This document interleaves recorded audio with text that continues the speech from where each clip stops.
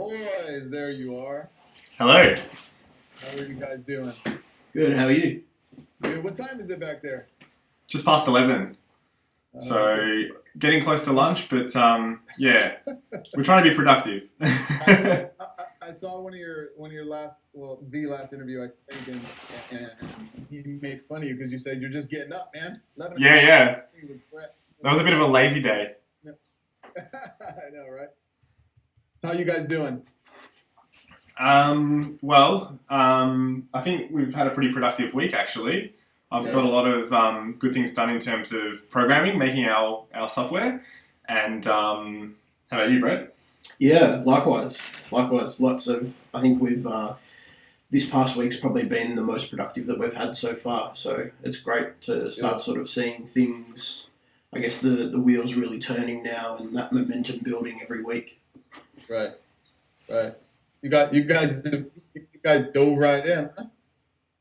Yeah, it's all thanks to Brett. I mean, we did this for half a year before Brett thought, look, let's try and make this full time. Let's give this a real shot. So I think if we hadn't have done this, we'd not be anywhere near where we are at the moment with I guess the community, what we're building. It'd be before like the end of the year before we'd have anything done if we weren't doing this full time. So it's a luxury to be able to wake up every morning and come and do this, which is fantastic. Yeah, man, it's tough to jump in, right? Yeah, it's taken a lot of adjusting, but I think we're in the swing of things now. You know, we've got our momentum going. The first week or so was very, I don't know, like it got to the end of it and we were like, oh my God, we're 2 weeks in, you know, and what have we got to show of it, you know? But I think we've come to realize that things take time, you know, so long as we have our strategy for keeping on moving forward, then we'll be okay. How many weeks has it been? How long has it been now total? This is the end of week 4, so we're literally 1 month in, but it feels good now. Mm-hmm. Yeah.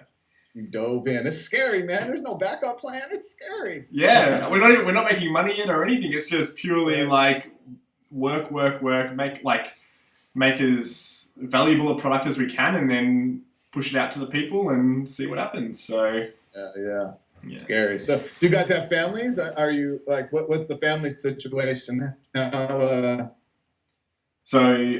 that adds a whole nother dynamic, doesn't it? Yeah, it does. I'm kind of lucky. I'm in a situation where I'm still renting with my girlfriend. We've been together for about 4 years now, and I guess my life's in a very flexible stage right now. I don't really have.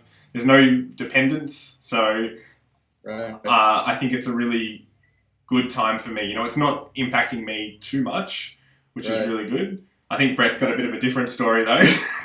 I see. Why are you sweating, Brett? Why are you start to dribble the sweat? I've got a daughter that turns 16 in a month, and I have a couple of mortgages, and so it's a bit different, I guess. We're just different stages in our lives. That's all. And but I guess the important thing is that we're both on the same page to achieve the same things, and that's all that matters for us because that's what's going to guarantee our success. Right. Just one day, one step, right? Just like a zig and a zag, and like celebrate and then cry, and then celebrate and cry. Exactly. Hopefully you get more celebrations, right? Hopefully more celebrations, but the tears come, the bleeding comes. It's just about outlasting that time, right? Yeah, absolutely. Right now our printer's doing something. This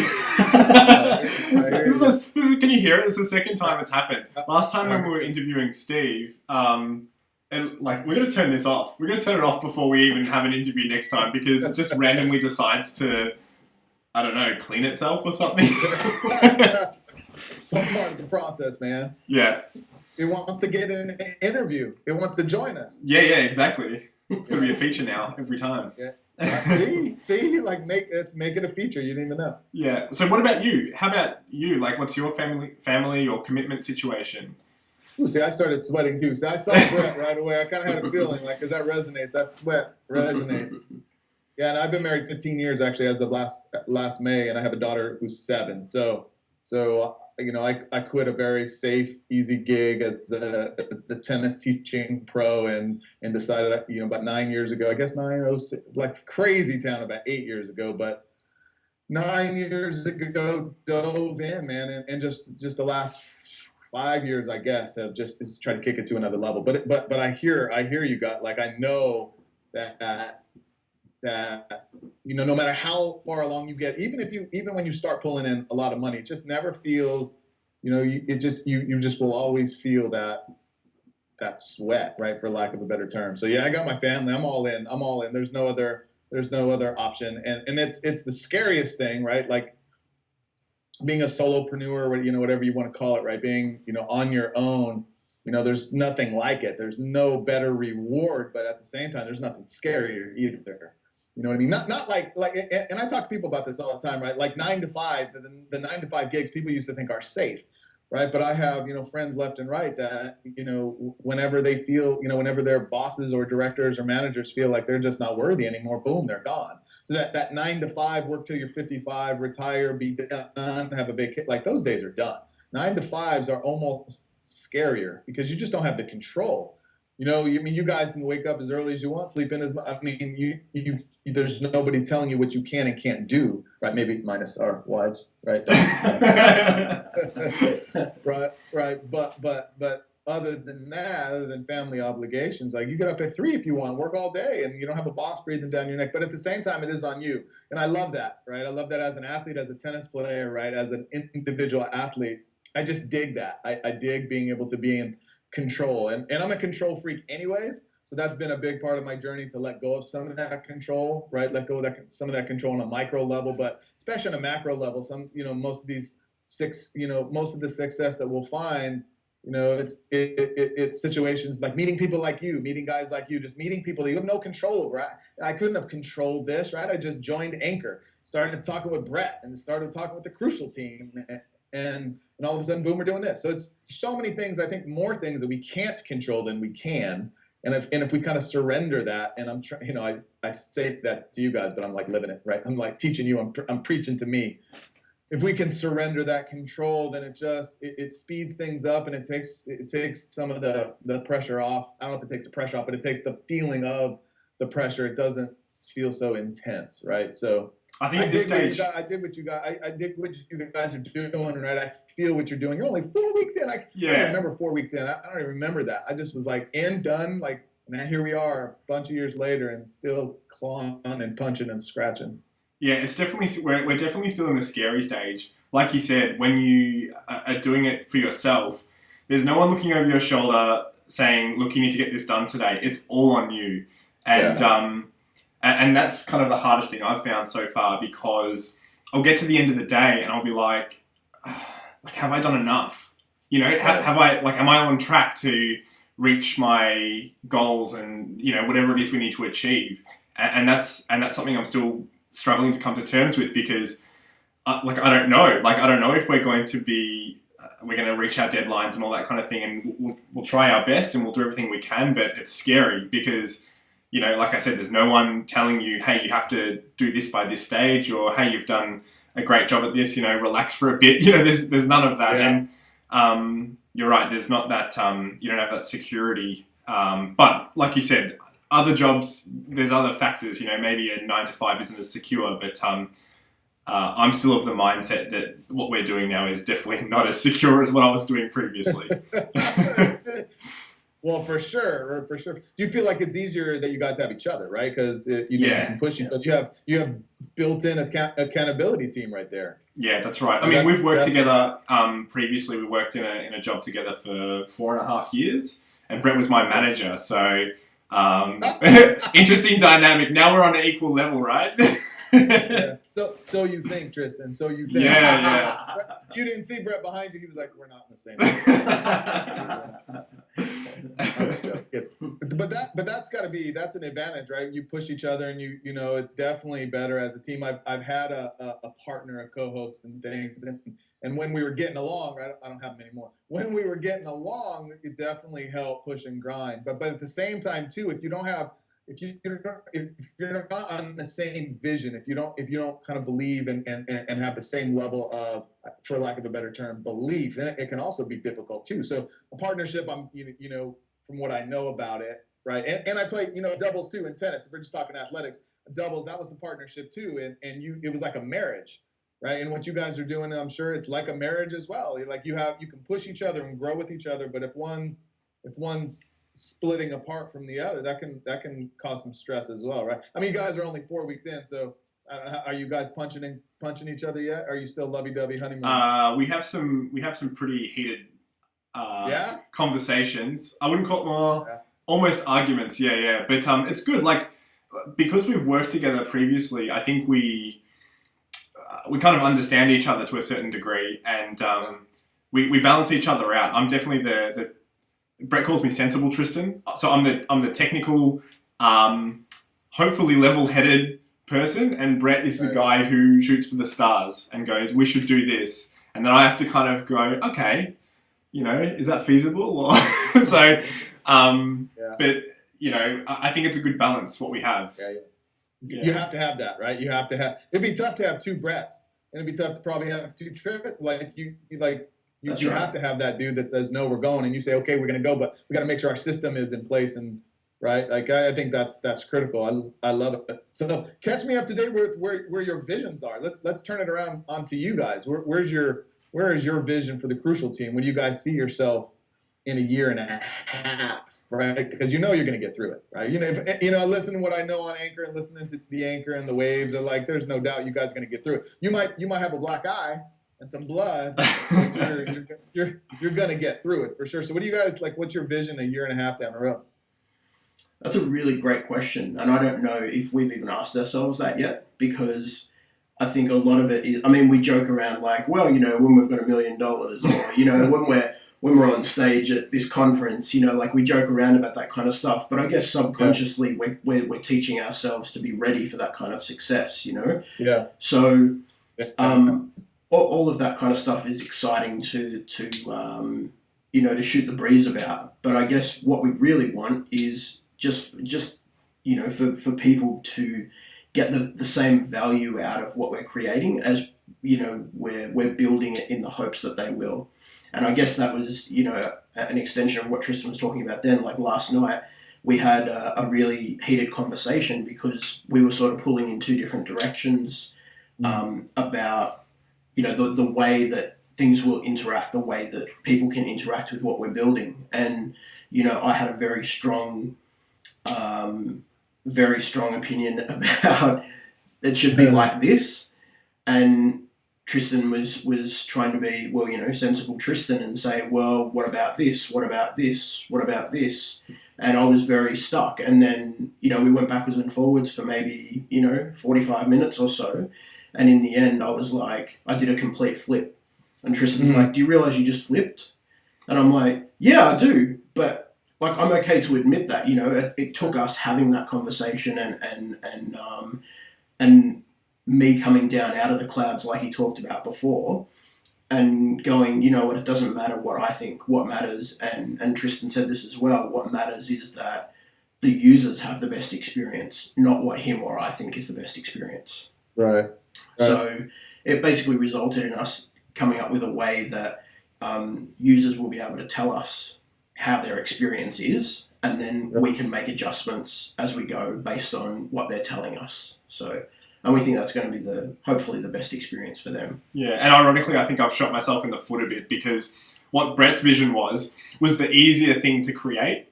And I was like, no, if we did it this way, then, at least we cover all our bases. But that's something that's twice as hard to build. So now I'm the one who has to deliver on the goods. Yeah. So, good luck with that. Thanks. Yeah. I love it. Well, it sounds like you guys are doing an amazing job, man. Just can't wait to see how it grows and develops. Yeah, I don't even know if we answered the question though. You said a year and a half, so I reckon I've got an answer at least. All right. Yeah. So I think Brett got scared. Actually, he was like, yeah. Yeah, he pivoted on you. Okay, so I think in a year and a half, so we plan to have a personal development tool out in the coming months, and that's something that's free for anyone to use to add value to their life, to be a bit introspective and hopefully improve themselves. And I think once that's done, our true vision is to create this business tool that allows people to make the most of wherever they work, whatever they do, get value out of their workplace. And in a year and a half, we definitely hope that's released and out there and being used by lots of businesses around the world, hopefully. And I plan to still be building on that and making it even more awesome for everyone out there. I suppose, actually, you know what? This goes, I can add something to this, which is when Tristan and I, so we go back probably 6 months ago, we were working on this in our private time, so we'd work, our 8 or 10 hours a day in our regular jobs, and then we'd come home, and then we'd both be working on this in our spare time. And so we would have a meeting once a week where we would catch up and just talk about what we've been doing and what plans we set for the next week, and then obviously we do it again. And very early on in that stage, we set a goal that there were two things that we set, and they're kind of, I don't know if you call them mantras or mission statements or whatever, but there were two things. So the first one is Google should be a step down. So whatever we create, Google should be a step down from that. That's how easy and good it should be. So there's no pressure on Tristan at all. He threw that right on you. I like that. Yeah. And then the second one, which is probably closer to the answer that you're looking for, is that Qantas is the golden goose. And we say that because if we could partner, if we could have somebody like Qantas as a customer of ours. Do you know who Qantas is? Yes. Yeah, okay, yep. So if we could have them as a client of ours, we could have a relationship with them, that would be something that would be truly amazing. That would be incredibly satisfying to know that we had built something that was so good and so added so much value for people that somebody as big as Qantas or a Qantas would want to be partners with us. Right. And I guess that might be your 18 months, your year and a half goal. Yeah. Well, I love it. I mean, there's definitely, see, as we dig in, I love it because you see it all the time, right? When you ask a big question I see it all the time. The instinct is like, I think I know, I'm not really sure. And then you dig deep and look at all the details that you came up with, right? That emotional connection to what it is you're doing. And I love how you're doing it, not for you both. I love that. I mean, you're going to reap the rewards, obviously, but the whole thing is for bigger than self, right? Which ultimately why it's going to be successful. Why you're going to get through the blood and the blisters, right? You see businesses that they pretend it's for other people, but it really is for them. It's really so they can be famous or successful, had a lot of money, right? Or just change a lifestyle with the cash flow. And those can work, right? But it's that what you're doing has to work because you'll do whatever it takes, especially as a team. Right, you're not going to let Brett fall. Brett's not going to let Tristan fall. You both can have your on and off days, right? But because it's bigger than self, it has to. And that vision you just described, I mean, that's ginormous, right? And you have something big like that tugging at you, and you can hear it. You can hear both of you speaking about it, emotionally. It's not from the head. You can, as you were discussing it, you were painting a picture for me, and I love that. I got a little tingly. I got a little goosebumps because you made it sound real. And I'm being honest. I mean, you made it sound real, and I love that just from a peak performance standpoint. I always kind of look, when I'm talking with people, I like to get inside of kind of their internal makeup, right? And kind of, can you make me feel a certain way? Because if you can make me feel a certain way when I'm asking a question, that means you feel it and that means you believe it, right? It's crazy how many times you ask a question like that and they give you the the answer. They give you the words, right? But there's no feeling behind it. And then, a year later, they're gone and disappeared. Why? Because they didn't have that emotional connection that you guys have. So I don't know how this happened where I'm interviewing you guys. I love this. I like this and better. I like this and better, quite honestly. Well, I was actually going to. It's a really good segue actually, because I was going to turn the tables on you a little bit and get you to tell us about the 1% mindset. Yeah, I don't want to talk about that. I want to talk about the 1% mindset. That's a mentality that I'm really intrigued about. And I was sitting with a client, like one of my very first clients, before I even had the phrase the 1%. We were talking about money, and he was just in high school. We were talking about 1% owns 99% of the thing. 1%. I'm like, well, what? Wow. And I started, like, it just kind of hit me. And the 1% mentality just kind of took over it. And it has nothing to do with money. It's not, a lot of people, my wife is like, hey, dude, be careful with the 1%. People are going to get pissed. A lot of people don't like the 1%, the 1%ers, right? But it's not about that. It's about the Steve Jobs. Like, what separates Steve from the other guys? It's not just talent. He's not the smartest guy, right? He had a smart team behind him, but it's more than talent. It's more than DNA. It's more than ability, right? Bill Gates, Michael Jordan, Oprah, Serena Williams, name you guys, right? What's the difference between? And I just call it and it's really less than 1%. But I just don't want to type 0.05 all the time on Twitter when I started it. Like, let's just do one's easy. So it's a mentality and it's a question that I started with. What makes these people different? Like, why them and not others? Because there are a lot of players, I've seen a lot of players on the playground that are just as good, if not more physically talented than Kobe Bryant. But why Kobe? And it's the mentality, it's his work ethic, it's all of it. It's his discipline, it's his vision, it's his ability to sacrifice when most people won't.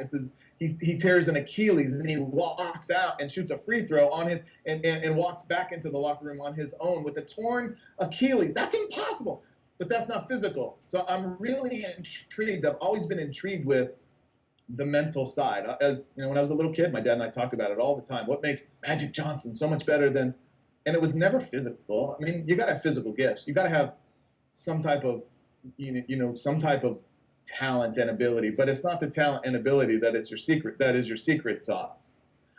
It's your ability to outlast time. It's your ability to get up after you just get punched over and over. It's your ability, 9 years ago, I almost ended it all, right? And it took me 8 years to tell anyone. And when I told my wife that even last year, she was like, she didn't even believe me. So what are you talking about? Like, it didn't even make sense. Because I would come home with a smile all the time and I was upset. But, I never really shared what was going on in my mind. And developing this business, losing every penny that I saved from my other job. And I played professional poker, so I had a box full of cash, like $50,000 in cash.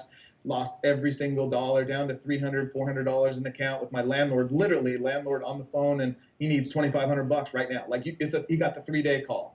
Like, what the? So the 1% has nothing to do with my physical ability or your physical ability. It's why are you gonna wake up at 4 instead of sleeping until 8? Why will you stay up later? Right? And it doesn't even have to be wake up earlier. Just why are you going to put in more work when you're tired? Why are you going to keep going when you put your daughter down and then you do more work, you sleep? It's a mentality. So to answer your question the long way around, the 1%, I'm just intrigued with what makes Oprah, what makes the best of the best, right? And the answer simply is, they're just willing to sacrifice more and willing to outlast the amount of time it takes without knowing, here it is, how much time it's going to take. That's it. Like they just go, like they dive and they understand, okay, there's like an empty pool. I'm going to crash on concrete if I look with my eyes. But as I was talking to you guys about vision, see, vision and eyes are completely different. Vision and sight, totally different. You look and you see that concrete. You guys are up on a high dive and you have jumped and you're in the middle right now and all you see is concrete. You know that there's gonna be some water. You don't know when, you don't know how, but eventually that water just shows up, right? And that's the 1% to be able to jump off there when you see concrete under, as you guys do or did, right? And that's what it is. It's what you guys are doing. You guys, you have no right to quit your other safe jobs. Like, what, are you out of your mind? You're crazy. But there's something inside of you. There's something that's ticking that it's really not about you guys. It's about helping others and really making a deep impact in other people's lives. that made you decide to come together as a team and dive off that freaking high dive when you only see concrete? So that's what it's about. I don't want to talk about it anymore. Let's talk about you guys. I'm just joking. That makes me feel so confident, though. Thank you. Like that inspires me a lot because you're right. Like right now, like at this stage, all we see is concrete below because we're so early in. There's we don't even have our MVP, minimum viable product. So we need to get that out there because without that, then it's always going to be just concrete below us. So but thank you. That's very inspirational. Yeah. Well, absolutely. Like, and we're all in the same situation. I don't care. I've been doing it 9 years. You've been doing it 4 months. Who cares? Like, we're all doing it. I don't care. Steve Jobs, Bill Gates. I don't care. He and I we're all doing the same because we're all risking things that a lot of people just wouldn't risk because of what they see with their eyes. And that's the illusion, right? What you guys see with your eyes is concrete, but the way you guys just described your vision, done. Like concrete, that's an illusion, right? There's water. There's water there. They're feathered. You don't want to hit water going that high. They're feathered. Airbag. There's an airbag. So the 1% mentality, it's not about money. I always kind of have to my wife kind of pushed on it. You got to make sure the thing that's not about stock. It's not about stock market. It's not about the 1%ers out there. It can be. It has make more money. That's fine. Like who cares? Like dream about making 10 million when everybody else is saying, oh, if I just get to 1 million, go to 10 million. That's fine. If money's part of your end result, I have no problem with that. But it's just about, for me, it's just about sacrifice. And so what's it like when you're, I guess it's all scalable, right? So depending on who you're working with and who you're working with the 1% mindset, that's scalable. So whether it's somebody that's just starting out, or there might be like a high school athlete or something like that, or they're Nicole Davis. Yep. What's it like working with somebody like Nicole though? How does that compare? It's funny because whether you're working with a track, whether you're working with equestrian, whether you're working with the high school athlete, I have an 8-year-old basketball player. And when his parents asked me, I'm like, he's 8? Like, are you but he's 8 going on 15. So the details are different, but I'm telling you, it's the same. Now, an Olympian level, track, an Olympic level sprinter versus, a high school tennis player who wants to play college, that's a different type of mentality, but the skill set's still the same. We're still going to talk about sacrifice. Right, and I don't care if you're freaking 12. If you're 12 and you're just looking to be the best in your league, right, on your basketball team, right, or you're Tyrone Ross, who I'm probably not supposed to announce this yet, but I'll just say Rio 2016. Whether you're at that level, crazy Olympic 200-meter sprinter, it's just still we're going to talk about sacrifice, and you're going to log and you're going to do the work. I don't care. Like I used to be afraid to make the young ones do the work. Where if Tyrone and I talked, or Nicole or whoever it was, right, I'd go harder on them, and then I realized why am I doing that? Right, I'm doing the 12-year-old a disservice. So it is different as far as their intensity level, but the skill sets, Brett, it's the same. Like you're going to have to sacrifice. Period. And if you're not willing to, then we got to move on. Because I'm at a level where I'm too old I'm just too old to not go in it 100%. You know what I mean? So I love it though. It is totally scalable. I don't care if it's the freaking test-taking anxiety, right? It's the same. It's all mental. It's all a cloud, and that cloud is an illusion. Or you're a 16-year-old equestrian where you're jumping these ginormous horses under you, right? And you have a dynamic of a moody horse. How do you create confidence in yourself that trickles down and aligns with your horse? And it's so much fun because there's literally no stock program, right? The foundation is we're going to sacrifice, and you got to have a vision. That's the foundation for everyone. You got to have a vision. It's got to scare the crap out of you. But how we get to that spot when we work backwards, every single person I've ever talked with and worked with, they're completely different. Right? And I love that too. I love that because you never get bored. It's just, are you willing to get stuff done and put in the work? And if I ask you to wake up at 6 before school because I want you to sacrifice a little bit, wake up at 6 or we can't work. right? And that's it. And some people I've had to let go of some high school kids, right? Because they're talking at a 10. That's my favorite line, right? They talk at a 10, but they're really sacrificing at a 5. Because it's sexy to say, guys, at 40, I want to do this with Qantas, and I want to do it, and I want to partner with this, and I want to be an Olympian level. It's sexy to talk like that, and it's really easy. What's hard is getting your little butt out of bed or staying up late and doing extra reps or whatever it is, right? The hard part is the sacrifice. But at the same time, it's totally in your control, right? Which is why I don't have a whole lot of patience with guys that talk at a 10 and work at a 5, because it's totally in your control. I'm not asking you to go freaking dunk like Michael Jordan. I'm just asking you to do the work that you said you were going to do, right? Does that make sense? Yeah. I'm sweating now. See, I'm sweating. You guys got 4 hours? You guys got 4 hours? We're going all day. Let's shut this place down. Shut it down. I'm excited. We haven't even got to the questions yet, so. I know. We haven't even gone there yet. But it's okay. Scratch the questions. We don't even need questions. Let's talk about you guys again. Just joking. But I love what you were saying before then as well, because it was actually it coincided with a conversation that Tristan and I had this morning when I was saying to him that, I was thinking about, it goes back to when we were working together, and in the last 6 months or so that I was working with the previous company, I looked at my manager's manager, and he's overseeing 2,500 staff, and he's younger than I am. And it made me sort of sit back and go, what the hell am I doing? Like, I'm wasting my life here. There's something, I feel like I've hit my ceiling. I've reached the cap. I've completely topped out in terms of the potential and what I can learn here. But every minute that I came home and I spent time on this with Tristan or on my own with this, that made me 10 times better when I went back to work the next day. Because I was responsible for myself. I was responsible for what Tristan and I are going to do, or Tristan and I were responsible for what we were going to do, or Tristan on his own was. But either way, we were, it was the fact that we were going to determine our own outcome. And even the other day, I said to Tristan, remember, there is no ceiling here. We have no ceiling. And Tristan just looked at me, he's like, you're right. I hadn't thought about it like that. Right.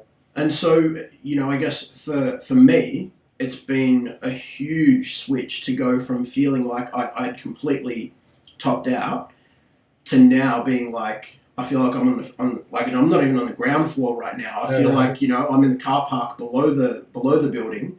Yeah. But every day that Tristan and I work together, we both move up another level in this building. Right. I mean, it's sorry, I hit mute.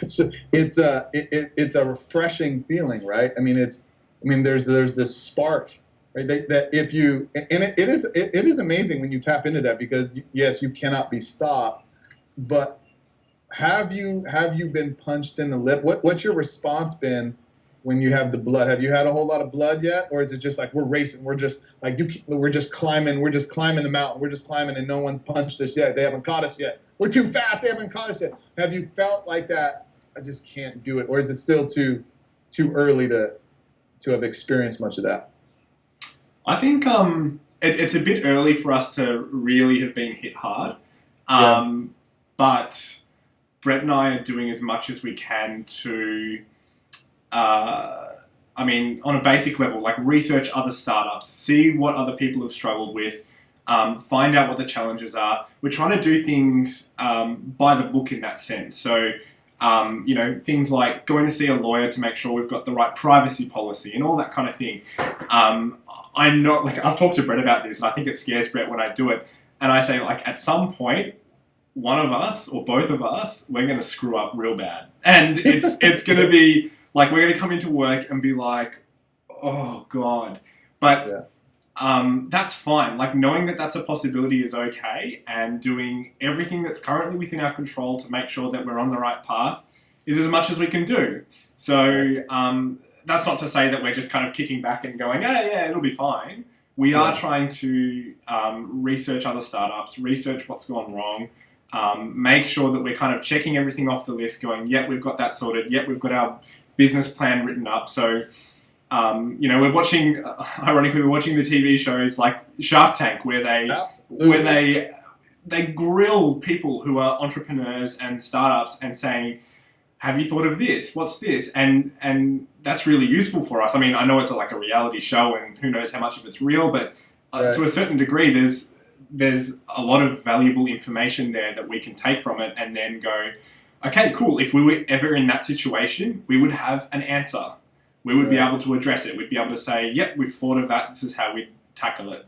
So, I don't think we don't have a bloody lip yet, but we're definitely dodging and dipping and. I feel like, although having said that, I feel like so a week ago we had a focus group, and that was so that we could put a series of questions. It was 99 questions that we plan to potentially use as part of one of our tools, or multiple tools. And what we had the focus group for was to say, what do you think of these questions? Scale to 1 to 10, 10 being the best. 1 is, this is shit and I never want to answer this question. Yeah. And so rate the question and then put some comments in there and tell us why you feel that way. And so we were fortunate enough to get some people to come around and support us, and really, it was a really good spread of like demographics and, men and women and young and older. And so it was really, really great. And then the night, as the event had ended, I was already like trying to go through the results and look at it. Everybody's still there. And I mean, it was all anonymous, but I'm looking through the results and I'm looking at the average score of the questions, and I get to some and they're like, 8.5, 9, 7.5, and I'm like, yeah. Get a bit further down the list, 4.5. And Tristan was standing next to me when I saw the 4.5, and I was like, I was so angry. I was like, what do you mean 4.5? 4.5? You know how good this question is? And so, like, I think I kind of took my first punch there because I'd spent so much time on these questions and researching them and trying to understand the psychology of why I would ask a question like that, and then what that translates to somebody who's answering that, and what that will mean for them by being honest, by being transparent with themselves and really digging deep and answering that question. And you give it a 4.5? Really? Personally. Yeah, so I took it like really personally. And I completely lost sight of the fact that 75% of the results were incredibly good. My focus went to the 24 questions that weren't in that category. And so Tristan was really quick to be like, mate, what are you doing? Like, you need to put it into perspective. Sensible Tristan. Yeah, that's right. It's the whole point of a focus group, right? Like, you don't want to go into a focus group and present them with whatever it is you're presenting them, and every single person to give you high fives at the end and be like, that was awesome.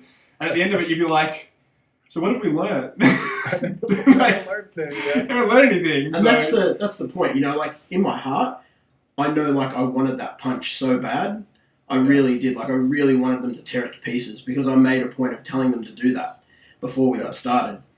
But even so, like, when you spend that much time putting that work in, part of, like, if I didn't, I think that says more about how good we're going to be than something negative, because if I didn't feel that connected to what we had done, if I didn't take that personally, then why am I here? Why am I doing it? If I really don't care about what we're doing, then why bother? Right. I might as well just go back and work a 9 to 5.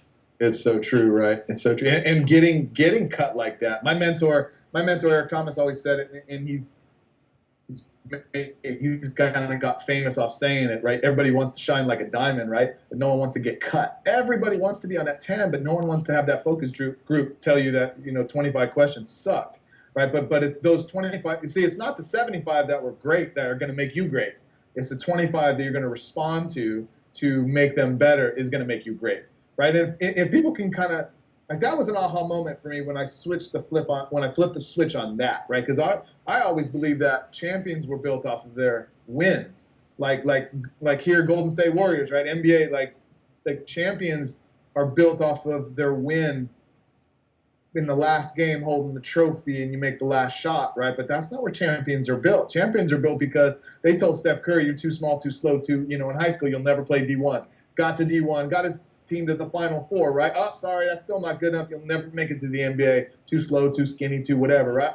2 MVP. Now, finally, right, he is who he is now because of not his successes, right? And I think that's so critical that whether you're an entrepreneur, whether you're an athlete, whether you're having test taking anxiety, whatever it is, you're going to get those A's because you had the C's, and you guys are going to blow up because the 24 that they didn't like, right? And if we can get our mind, then it becomes a win-win. Because then when we do win, when it's just like sprinkle freaking frosting on us. And when we don't quote win, right, that's still a win, right? So you can't lose anymore. But that again, talk about the 1%. It's just literally a mentality switch, right? If we can convince ourselves and really make it. And if you look, there's enough freaking information. We all know you must fail to succeed.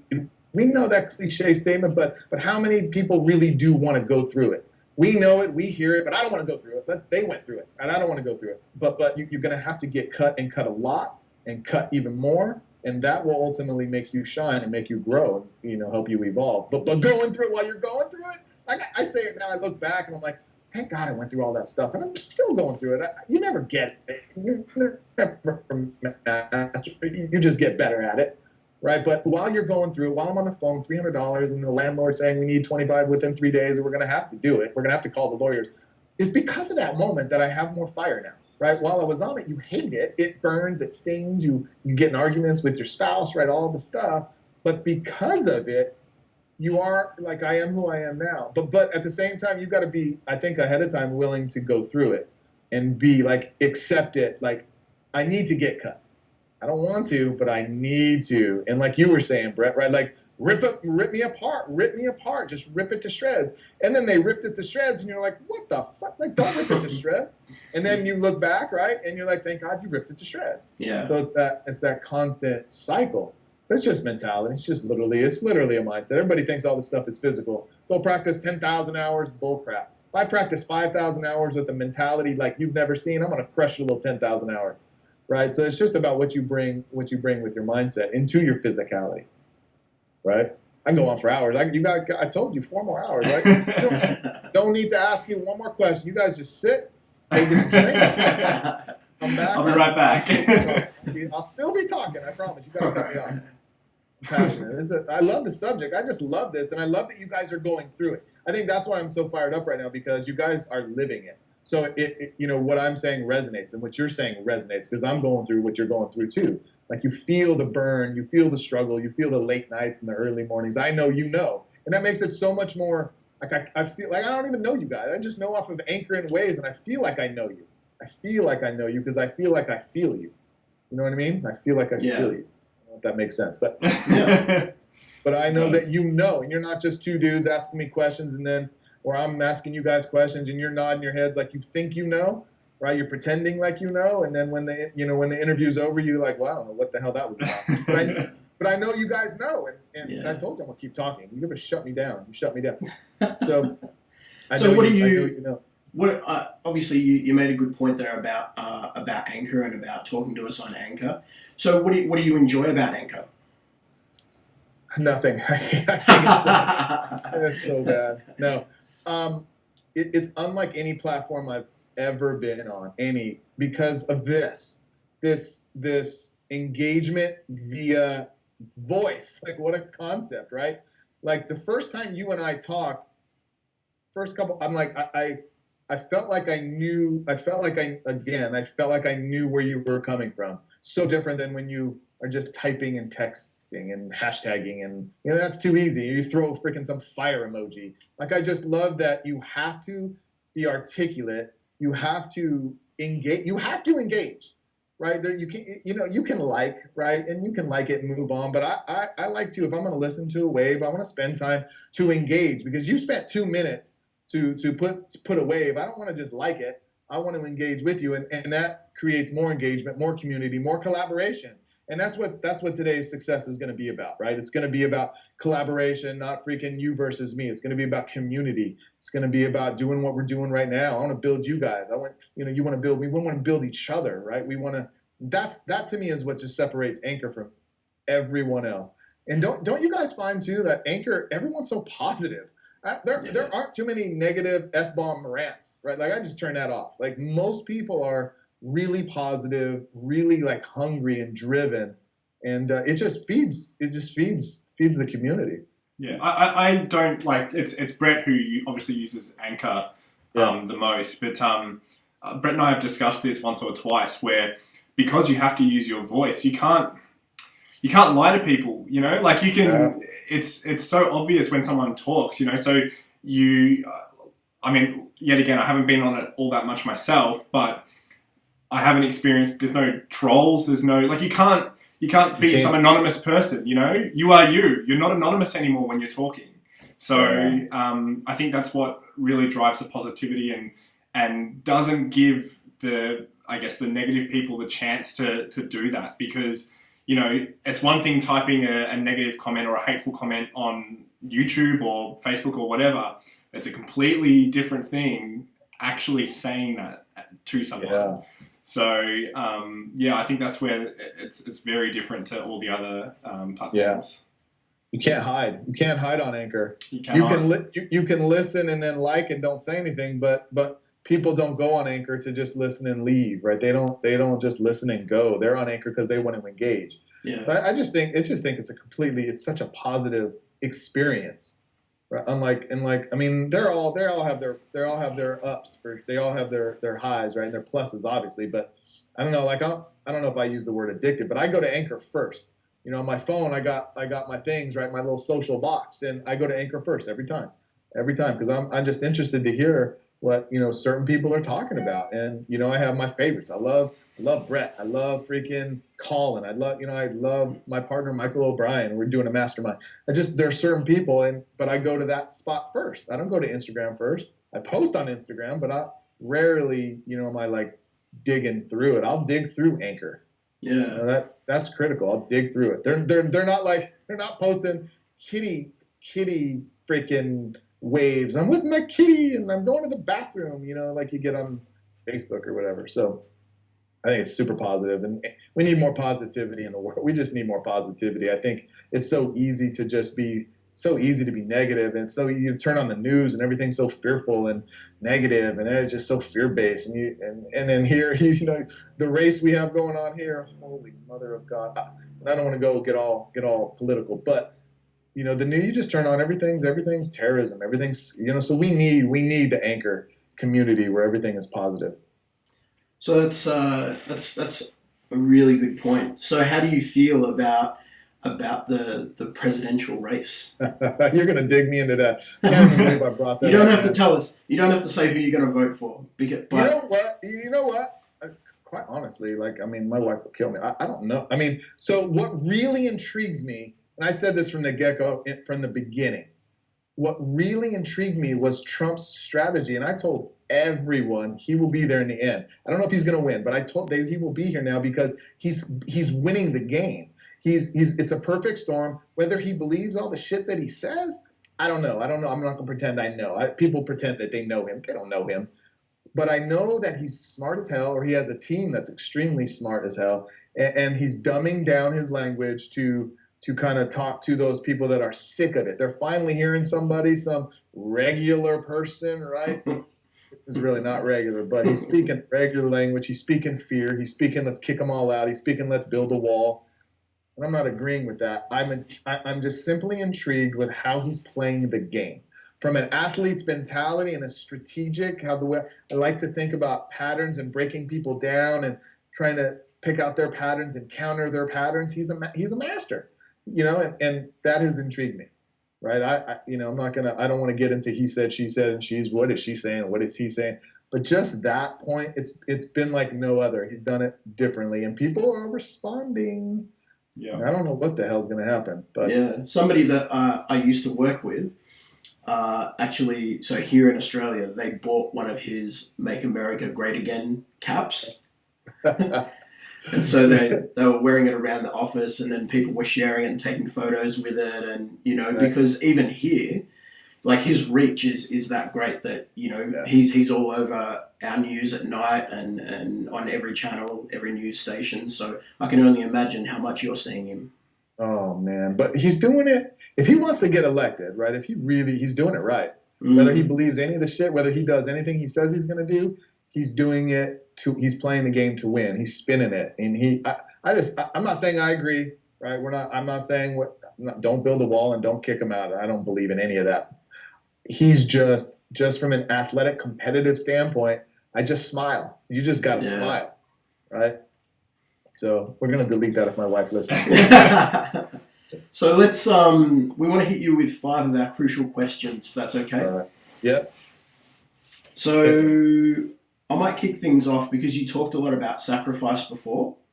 Yeah. So the question I want to ask you is, during the next week, what will you sacrifice to get you closer to your goals?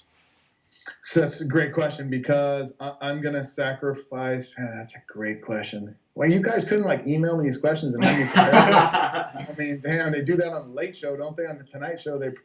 I'm going to sacrifice. I'm going to sacrifice. What am I going to let go? I have this belief that I'm. It's funny that you asked me that question because right now, today, literally, I've turned a corner with my speaking vision, my speaking engagements. Because right now, I've done up to now. I spoke and I speak, but I'm really into one-on-one coaching and team coaching and sales and et cetera. But I've really made a turn, and I just literally today connected with someone who's really pushing me to get that message out on a different level, and he's really lasering me in. So what I'm gonna say is I'm gonna sacrifice my old self-limiting belief that I am not worthy to bring that to a global audience, because I know I am, but it's still tugging at me, and I'm gonna go hard. I'm gonna sacrifice. I freaking did just 3 hours of his homework that he gave me today about locking in specific speaking engagements, looking up 50 specific niche markets that I'm going in, or 50 people, 50 businesses and schools in that niche. And so in the past, I would have said, I'll do a few, but they don't want to hear me. Right. So I'm going to sacrifice that. Actually, that's it right there. I'm going to sacrifice that sentence right there. They don't want to hear me. Right. And I know that I know that I know. Right. And I know that I'm passionate and I know that I can deliver. But I have this voice, especially with the younger kids. Like, I'm good if I go into a sales office, if I go into like college, like adults, like they get it. I think I have this weird, it's so funny because I'm 45. Why am I intimidated by little high school kids? But I have that they don't want to hear me voice. So I'm sacrificing that. That make sense? Nice. I love it. Yeah. So. All right. So 20 minutes on each answer, just by the way. So. Hey, that was a pretty short one. We'll be all right. All right. All right. So my question is, how was your attitude today, and what motivated that? Well, my attitude is always. I'm not gonna be that guy that says I'm always positive and I'm always like, oh, come on, you're full of crap. Because I'm not. I'm still full of, can I do this? Can I get to the level that I'm talking about? Can I like really accelerate? So my attitude. What was the second half of your question? How did I get there? What motivated that attitude? Okay. Well, so my attitude right now is like let's start from the second question. Always, what motivates me is tackling the self-limiting beliefs that I grew up with and not passing those beliefs to my daughter. That's an every day, what motivates me. That's my drive. And it doesn't matter what question you ask me. If you end it with what motivates you, that's going to always be the answer, right? I want to help other people kind of eliminate those self-limiting beliefs and those past stories. But the motivator, the driver is always about, I am not going to pass that down to my daughter, right? And thank God I have an amazing wife who won't let me anyways. She's so positive. She's so like, she looks, the words can't describe, right? She won't let that happen anyways. But if we both go at it the way she goes at it, like limitless, she's just limitless. Like anything is possible. Like there are no limits. And I kind of grew up the other way. So my attitude today is fire, if that makes sense. I'm super positive.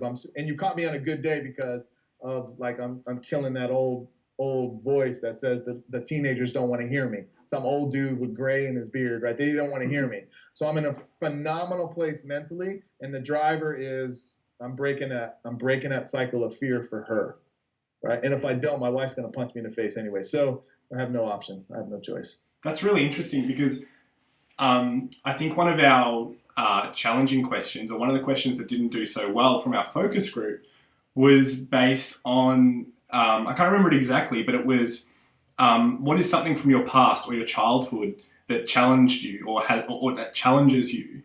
And I think that kind of relates to what you were saying there, because you've had past experiences or past beliefs that you need to constantly be aware of and try not to put that on your daughter or anyone else. And I think, and that was one that from our focus group, people didn't like answering. Wow. They didn't like thinking about what in my past, like it's fine to think about, oh, what challenged me today? You know, that's fine. Okay, what was difficult today? That's okay. But looking back, as far as say your childhood or, you know, further in your past, what was difficult and still influences you today, and how can you address that? That was something that people just didn't like. That's shocking. You need to send them like that's crazy, because until you address that, you can't move forward. And if you're pretending to move forward, you're pretending, because nothing will. You got to heal that past. It doesn't mean you got to live in it, and it doesn't mean you got to be a victim of it. But you got to look at it. You got to stare it in its face. You got to punch it. You got to punch it in its face, and you got to say no more. Because I look at my past belief system as a bully. It wants to bully me. It wants to make me feel afraid. It doesn't want me to move forward. It doesn't want me. And so what do you do with the bully? Right? You got to punch a bully in the face. Like, you just got to stand up to it, but you can't run from a bully. And so that's because that question's amazing, right? That should have gotten a 10. That's an amazing. But doesn't it show though the denial? I don't know if denial, but the lack of education, how important it is to address what's everything that happens to us. Everything we do today, how we talk, how we walk, how we think, right? How we breathe, like, is based on habits that we built yesterday. So it's critically important we make sure we clean that stuff up. It doesn't mean live there and cry about it, but clean it up so that we can clear the path for tomorrow. That future, like, you can pretend the future path is clear. It ain't clear, right? Until you've dealt with stuff in the past. Like those self-limiting beliefs, right? That's the big. You talk to 100 people, 90 plus are going to talk about fear, self-limit. I don't believe I can. Lack of worthiness. They're all going to talk about that. So how can you be worthy forward if you're still unworthy backwards? Like, just because you have to fix that, and you can't just put a Band-Aid on a bullet hole. Like, you got to literally stitch it up, let it heal, and then you can go and say I'm gonna be worthy now, right? So just that's a phenomenal question. Don't take that personally. Keep that in there. That's a freaking great question. It's what motivated part of our argument yesterday. So yeah, it's really good. It's fantastic. I mean, it's so appropriate right now that without any coercing, you use that as your example. So I think that's really, really valuable for us to hear that. So thank you. Good.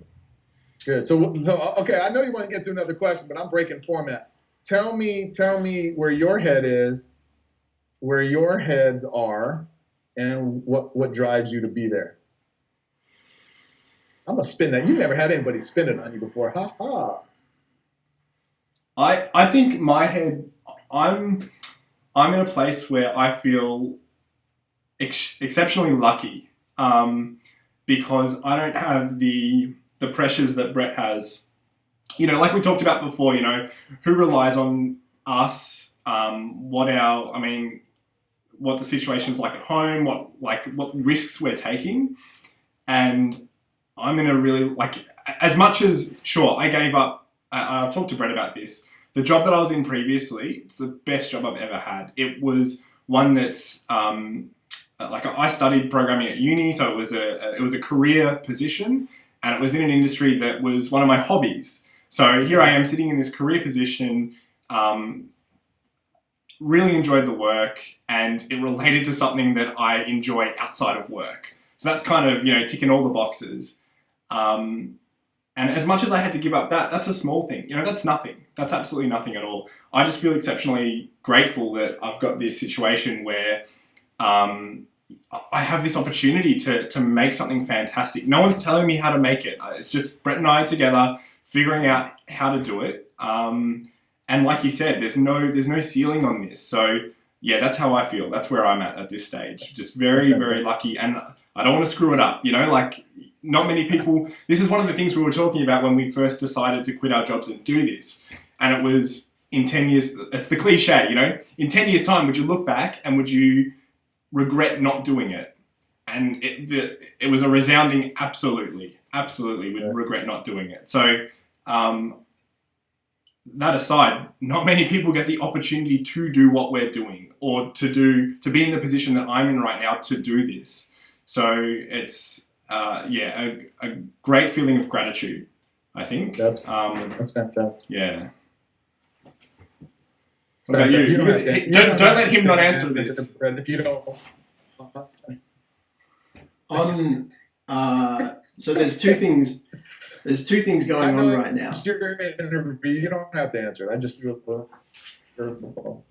No, there's two things going on right now for me. So one is when I first heard that question, it was like deer in the headlights. I was terrified by thinking about that and actually answering it, because Tristan will tell you that usually when people ask us questions, I feel like I can answer 99% of them.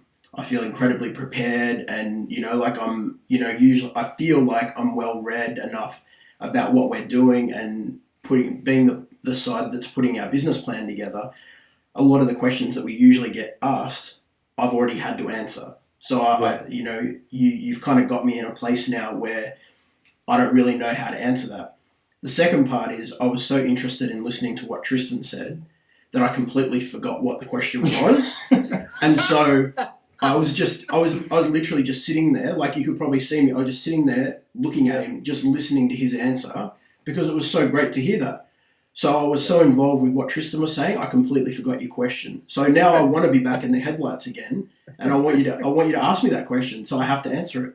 Well, I asked you what you asked me. So where is your head right now? Where's your attitude right now, and what's motivating that? Right? Was that like the best stall tactic in the history of stall tactics, or did you really forget? No. Like I really forgot the question. Yeah, I really forgot. Like I've got like our questions and like a running sheet and stuff written down in front of me. So I guess I could have just looked at that and gone to it. But I think because you asked it in a different way, I kind of felt like it was a different question almost. Right. So, which might be a good tactic for us to use anyway, to just just pad out those questions a little bit. That's right. Exactly. So,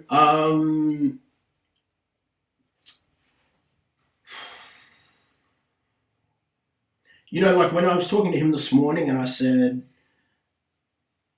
back when we were working at the other office, and I looked at this guy that was 2 years younger than me and he's overseeing 2,500 people, I was like, what the hell am I doing with my life? Yeah. And now I'm like 6 months later and I'm like, I know what I'm doing with my life. Yeah. And so I just feel like incredibly fortunate to have been in a situation where we can do this. To go back a little bit, and this, I guess I've never talked about this before, so props to you, Dayne. But so you go back 10 years ago, and I was riding a motorbike through a roundabout. I'm not sure what you guys call them, but just a roundabout through an intersection, and I got hit by a car. And it damaged one of my legs so bad that I couldn't play basketball anymore, which was like my whole life. I played like 3 nights a week and all that kind of thing. And it was never like super high level, but I classic Michael Jordan, was for the love of the game. Yeah. And so that put an end to that. And it put an end to a lot of things. I stacked on weight. I didn't go out as much. I stopped doing a lot of things. And it really just completely changed my life. And then a couple of years ago, I was fortunate enough to receive like a financial settlement as a result of that accident. And with that money, I paid off my mortgage, and it meant that I was mortgage free. And so then you come forward a couple more years to this year, when Tristan and I start talking about, hey, if we're going to take this seriously, we've got to find a way to get funded, to get finance, so that we can do this full time and really get out there. And so what that meant was that I was in a fortunate enough position that I could take a small mortgage on my house to be able to fund us for 10 months or 12 months, so that really, and it's kind of almost selfish, so that I can chase my dream. So that I can be like, I can look at the guy that was managing or overseeing 2,500 people and be like, you think you're doing well? I'm waking up every morning living the dream.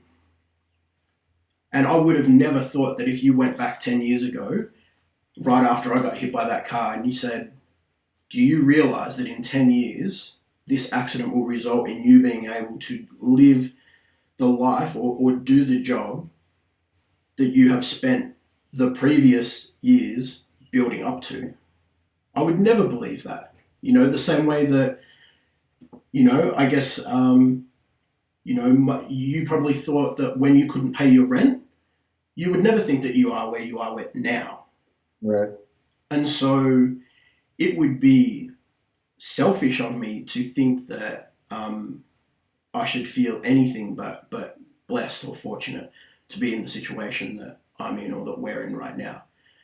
And I feel incredibly grateful to be able to be in a situation where I can say to Tristan, who's like 14 years younger than me, and say, let's go and live our dreams. Right. Let's really make something of it. So that's powerful. That's powerful. Yeah. Oh man. So you got to have Michael O'Brien from Anchor on the show. He got hit. He's a little partner in crime of mine too. He got hit on his bike. He was going 20 and the truck was going 40. Hit him head on. Almost died. Almost killed him. He should have killed him. And the same now because of that. He said that's the last bad day of his life. And he's turned his whole life around. He quit his corporate job. Now he's a corporate coach, executive coach, extremely successful. Michael O'Brien, you got to have him on the show. It'll blow you away. His story's phenomenal. Such an amazing human being. Just such a genuine guy. But isn't that crazy? Like our lowest of lows. Here it is. You just said it. And I'm so glad you shared it. Thank you. Thank you for sharing that. The lowest of lows. Here it is, man. Like you are where you are. Both of you are like, because you almost like you got crushed. I mean, so would you go back and do it again, right? Like that's like the whole like I want to be a diamond, but I don't want to get hit by that car. Like I want to be I don't want to get crushed. That's you can't have the top if you kind of don't know what it feels like to climb it. It's true. And I don't think, to be honest with you, I don't think I've ever thought about it until I answered your question. Wow. Well, thank you. Well, thank you. I mean, that's why you guys are so amazing because you're just so authentic, so transparent. You're so real. Like I don't get a vibe of like this. Hey, we're going to interview you. We're going to talk about your bit. We're going to talk about our bit. Like there's nothing fake about you guys. I love that. There's nothing radio or showy about you guys, and that's ultimately when you look back. I mean, that's ultimately why you guys are going to just have massive success because people are drawn to that, right? We need more of that, and it's just good for the. It's just good for the karma, good for universe, right? It's just good to be the way you guys are, and there's no fake about it. And you just don't. I live in Southern California, where fake is like the sun. It's crazy. My wife and I laugh about it all the time. We walk down the street, we smile, and we like have a game. How many people are not going to smile back? The majority don't. It's crazy. They don't smile back. They don't say hi back. And so, I thank you guys for sharing that. Being so real. Am I taking up all your time? I apologize. No, not at all. It's amazing. Yeah. You want to go? All right. So, next question. All right. Who added value to your life recently and how? Well, that's okay. So outside of my wife, I'll just say that like she's always the answer. Okay, she's my muse, she's my backbone, she's my rock, she's my supporter. Like what we've gone through, and she's stuck by, and she's gone through her own trials and tribulations, and she's climbed out of that, and so her is always the first answer, always, right? Michael O'Brien, I keep naming him. Like I've named him in another podcast I was on too. Michael O'Brien has been an incredible influence on me from his strength in that story and his genuineness. That's a word. He's my yang. He's my yin to my yang. He's so calm and articulate, and I'm so freaking crazy and unarticulate. Like he's really added value. He's brought another piece to the puzzle I was looking for. Right?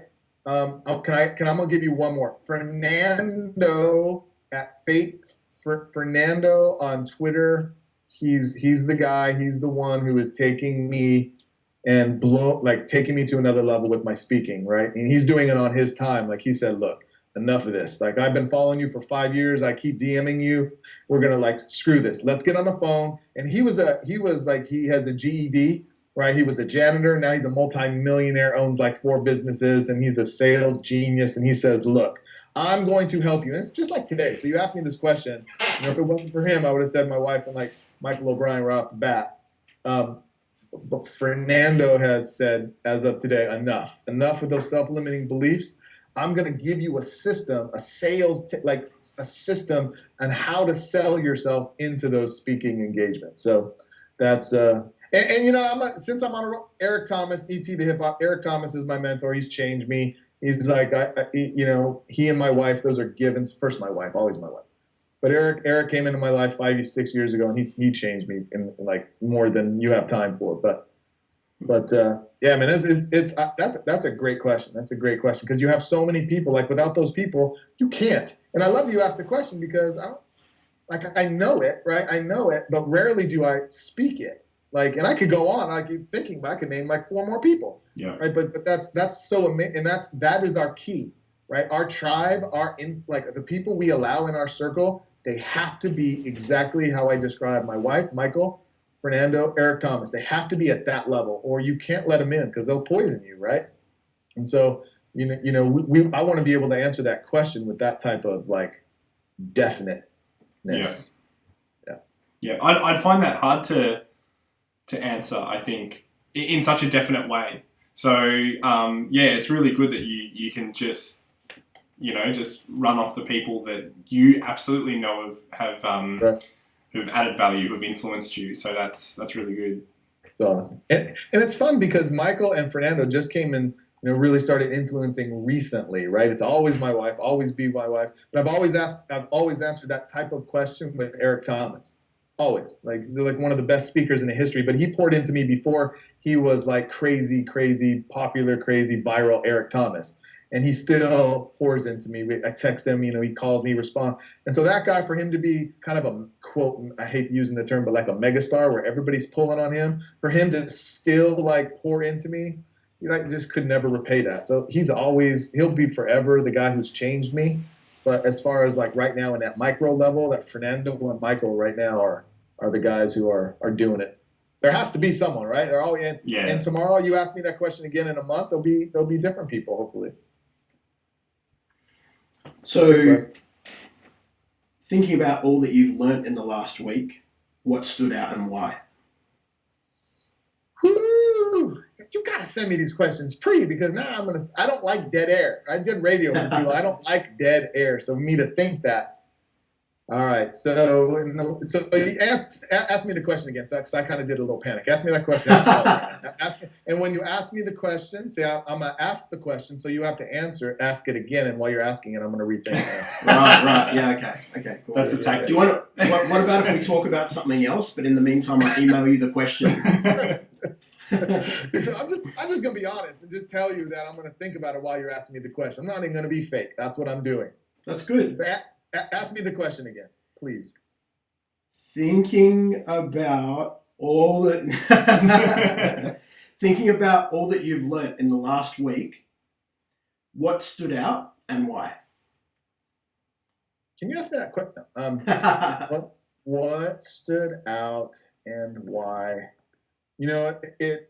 What stood out is that I attacked that self-limit. Like I go to this, right? Because we talk about the past. It always comes to this answer. What stood out is that I am worthy to deliver that message to the younger generation, right? And I've always, like, it's funny because in person, I've always gotten along with them. I'm a little kid. But when it comes to like speaking in front of an auditorium full of teenagers, something that intimidated me about that. And so what has stood out is that I'm freaking worthy of doing that. Because if you ask me to stand in front of like an auditorium of adults, 25 and above, that are like on this vision and mission of like, they have this entrepreneurial boom and I can laser in and like, because I know that but with teenagers, I feel intimidated because I think that there's those 20 people in the back going, shut up, old man, right? That's that self-limiting.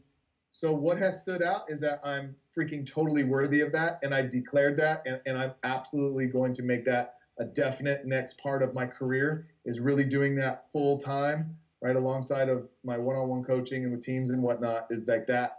And why? It's because I declared it, right? So that what stood out is like I am 100% worthy of that. And how? It's because I made a committed decision, a conscious decision to declare that I am. Does that make sense? Like, and because I've never really declared stuff like that. I've always had a vision. I've always said I'm gonna work hard. This is what I want.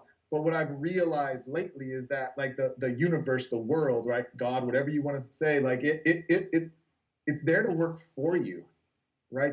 It's there to work for you, not against you. So, but all you have to, and it's a law. So all you have to do is declare that this is going to happen without really knowing how or like the blueprint, right? Because people get wrapped up into the how. I don't know how long is it going to take? How much money do I? And we get paralyzed, and that's when people stop. So I've declared that stuff's absolutely going to happen without knowing how, and I am freaking worthy of it. Period. Done. Like I say that with 100% certainty that I guarantee. And I declared that before Fernando came in my life, but like before he hit me, like I declared that. And then if I were to give you a rewind about after I declared that, how many people showed up to help me make that, to help me manifest that, you'd be blown away. But they didn't show up until I declared it, right? The declaration, declaring it, is different than saying I want it. It's different than saying I see it, and it's even different than saying I believe it. Like when I declare it, I mean like sun is hot, snow is cold, and I'm there. Like it's done. It's already done. And so when I declare that, I say the word universe and God that works for me to make it happen by helping me meet people like you. Like I said earlier, I can't control that.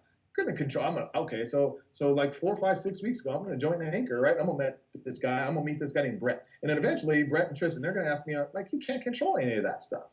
Right. But it's because I declared it. So I hope I answered your question. I know I kind of went around, but I'm. Brett looks like his mind's been blown. So yeah, you definitely answered the question. Amazing, really.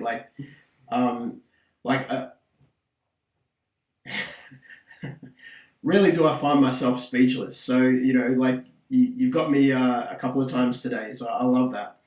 I appreciate that.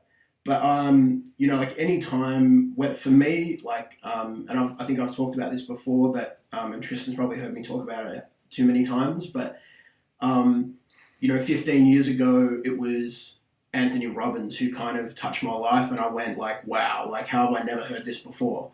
Right. And then a year ago, it was Gary Vaynerchuk, and I was like, wow, like for business, for thinking. And the thing that they both had in common is the fundamentals. Like you can't move forward without amazingly 100% rock solid fundamentals and know exactly what they are and know why you're doing those things and what the impact of those things are. Because if you don't know that, then you can't take that next step forward, or you shouldn't take that next step forward.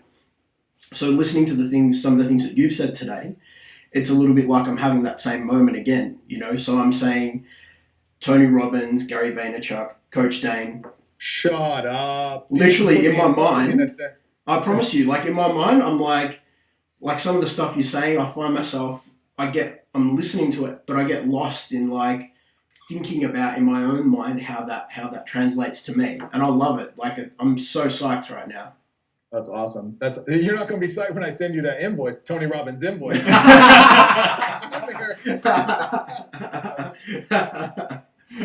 Well, dude, I'm like humbled that you would say that. You blow my mind now that you put me like in the same conversation with Tony and Gary. It's but they're just straight up. Go ahead. And the interesting thing about those two guys, they do a lot of public speaking, Dayne. It is, baby.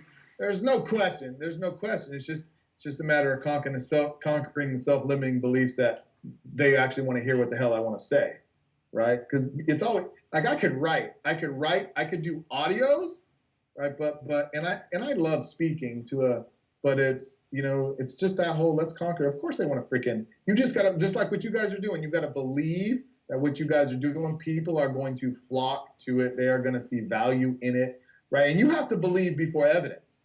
Right, that's crazy town, right? You have to believe before because you can't sit around and wait for everybody to pat you on it. That's not how the game works, right?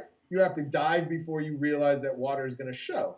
And that's hard to do, right? Most people won't do it. They wait until evidence has been handed to them. And then they think, okay, now I'll go. But by the time you're dead. Like, it's over.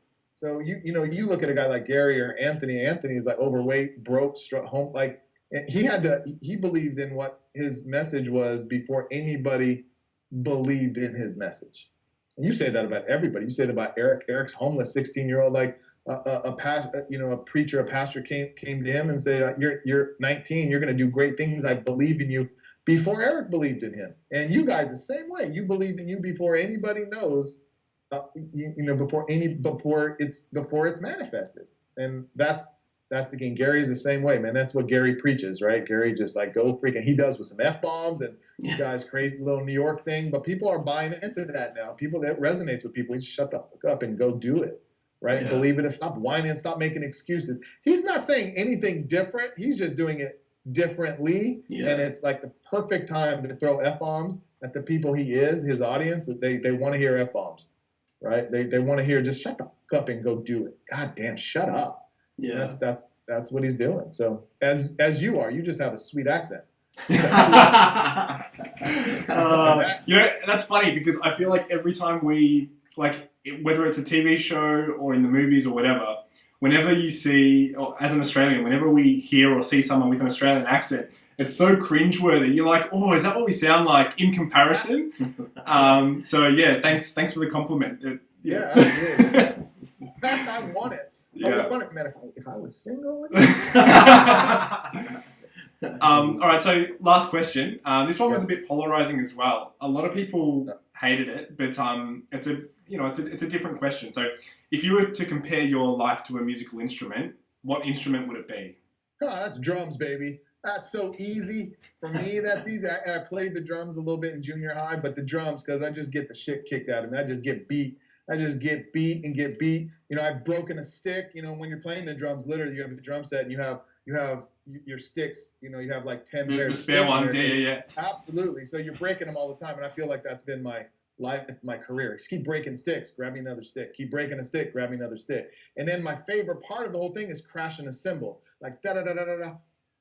And I feel like I have moments of like smashing a cymbal. That is that crescendo. That's that huge success, right? So you crash the cymbal, then you stop it, and then you kept beating, and then you break the stick again. Then you miss a beat, then the bass drum is off. That's my career. That's my life. I just feel like I'm a freaking drum set, man. And I feel like I'm probably actually the stick. I'm probably more of the stick than anything. Right? I keep getting broken and then get a new one. So people didn't like that question. That's a great question too.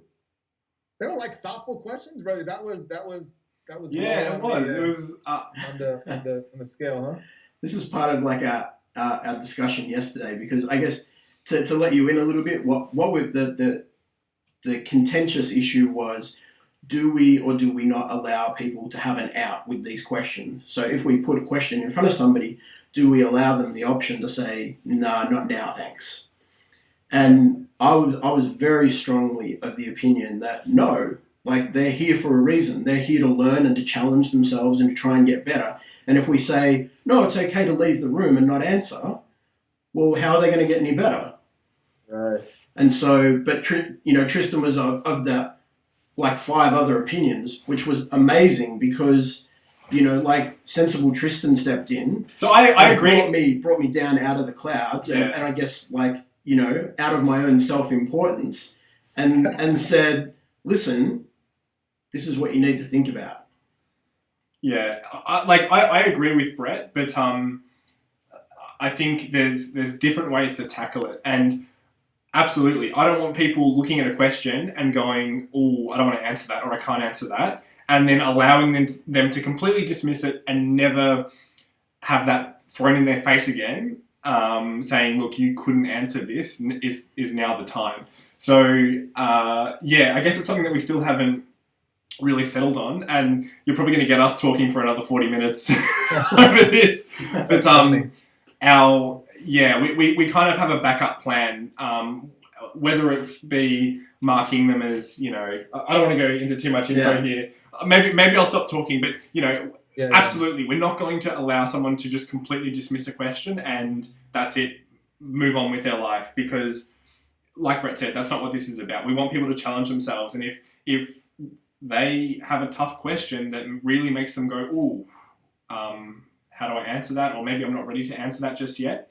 That's fine, but we're not going to let them just pass it on and then just keep moving on with life as if, oh, it's fine, it's fine. Oh, there's a couple of things that I can't ask myself, but no, we're all good. That's right. So that's right. That's life. And don't you think that's what most people are doing in life in general, or in their business or their athletic career? You know what? That makes me feel uncomfortable. Next. Right, yeah. that's like, and that talking about Gary, that's what Gary Vee is like. There's no fucking next. Like, care if it makes you feel uncomfortable. Mother, like he throws his mother. Like, answer the question, get it done, right? Yep. And so I think when you were saying that, I 100% agree with Brett. Yep. And I don't know the details and all the ins and outs, but my first instinct was like, I don't care if you don't want to answer it, mother. Like, answer it, because that's life. You can't not answer it. You can't say I don't feel like it. Well, you can, but you're going to live in a freaking state of mediocrity your whole life. I mean, that's right. That's a trigger for me. Right? Yeah. Answer those. It's supposed to be uncomfortable. Yeah, and that's something we're going to figure out. Like I said, it's easier for me to program it and to make it so you have to answer it. That's it.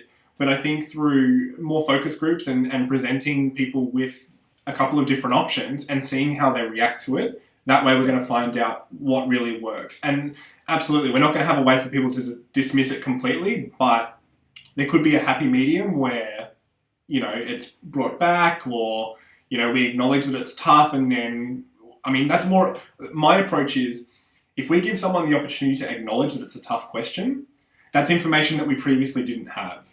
True. So suddenly we know that this person finds this question tough, and then we can approach that however we want. We can use that to our advantage to help that person answer that question. So that's where my argument came into it, and we then talked for another hour. But I think we've come to a really good place with it, though. I think that was, in Australia, it's a very common thing that at one point in time we had a recession, and the Prime Minister said, "This is the recession that we had to have." So last night, that was the argument that we had to have, and that that's going to make the product that we deliver so much better and stronger. And so, last night it might have been uncomfortable, but we both left last night feeling good about the fact that we talked about it, and we know it's going to make it better. Awesome. Well, guys, like this has been my computer's like running out of battery. I have like 11 minutes left. I don't want it to go dead. That's all good. This has been phenomenal, man. This has been one of the best. I've done a lot of. This is absolutely one of my top favorites of all time. This is because I love it. Like it's just real. Like you didn't like. Hey, we only have 24 and a half minutes. Like I just think the conversation we had was as if we were buddies having a beer, right? And I think that's so critical. I think more people need to follow what you guys are doing here with these type of interviews, right? But it just speaks to who you guys are, right? So I really appreciate you reaching out and thinking that I could add any value whatsoever to what y'all are doing, man. I'm super humbled you'd ask me on. It's been a pleasure, more than a pleasure. It's all this guy. This guy's the reason that all of this whole anchor and everything's happening. So but you're a team member, brother. You're a team member. Yeah. You win as a team. You lose and win as a team. Right? Yeah. Brett always addresses me as the Steve Wozniak of. Hopefully it doesn't end. No. Yeah, hopefully, yeah. We don't want to go into that path. I promise to never screw him over. Yeah. Good luck. No, you guys are good. You guys have great chemistry. Obviously, it's obvious you guys have known each. It's not like you just walked into this office, as strangers. You got to be able to have those courageous conversations, right? Those tough conversations. Yeah. That's it. So thank you guys so much. You have any? We did 5 questions, right? That's it. That's all done. No more. It only took me 14 hours to answer 5 questions. Well, thank you, Dayne. We really appreciate your time, and I'm sure it's an hour and a half, and I'm sure it was probably an hour longer than you might have anticipated. But we appreciate every minute that you've given us, and I'm sure everybody that invests that hour and a half and watches this is going to feel like they really invested some quality time, and I think that's because of the content that you've brought today. So thank you so much. Yeah. Hey, thank you, man. Anything I can do, man. Anything I can help you guys with at any time, and I think, you guys are going to be huge, and anything I reach out for anything, big, small, tiny, like Brett and I were talking my time like midnight. I was like, I'm going to bed, dude. He's like, I'm just awake, or we were messaging on Facebook, right? And I was like, dude, I'm tired right now, but I want to talk to Brett right now. So anytime, man, reach out anytime. Thank you so much. Absolutely. I appreciate you guys. Have a phenomenal day. So it's like what, 12:30 now, your time? Yeah, 12:44. Yeah, that's it. Awesome. Well, I appreciate you guys. Thank you again so much. Thanks a lot. Thank you. Appreciate your time. Absolutely. Have a good one. You too. See ya. Bye bye. Take care.